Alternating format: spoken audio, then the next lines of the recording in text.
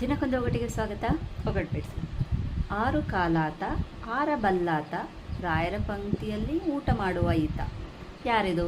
ರಾಯರ ಪಂಕ್ತಿಯಲ್ಲೇನು, ರಾಜರ ಪಂಕ್ತಿಯಲ್ಲೂ ಕೂಡ ಊಟ ಮಾಡ್ಬೋದು, ಸ್ವಚ್ಛ ಇಲ್ಲ ಅಂದರೆ. ಇವ್ರಿಗೆ ಕ್ಲೂ ಹೇಳ. ಆರು ಕಾಲಿದೆ ಅಂತ ಹೇಳಾಯಿತು, ಆರತ್ತೆ ಅಂತ ಹೇಳಾಯಿತು. ಒಂದೊಳ್ಳೆ ಕ್ಲೂ ಹೇಳೋದು ಲಾಸ್ಟಿಗೆ ಹೇಳ್ತೀನಿ. ಆದರೆ ಮೊದಲನೇ ಕ್ಲೂ ಬಂದು, ಮುಂಚೆ ಎಲ್ಲ ಇದರ ಹಾವಳಿಯಿಂದ ತುಂಬಾ ರೋಗ ಬರ್ತಿತ್ತು. ಅದನ್ನು ಇವಾಗೆಲ್ಲ ನಾವು ಓವರ್ಕಮ್ ಮಾಡಿದ್ದೀವಿ.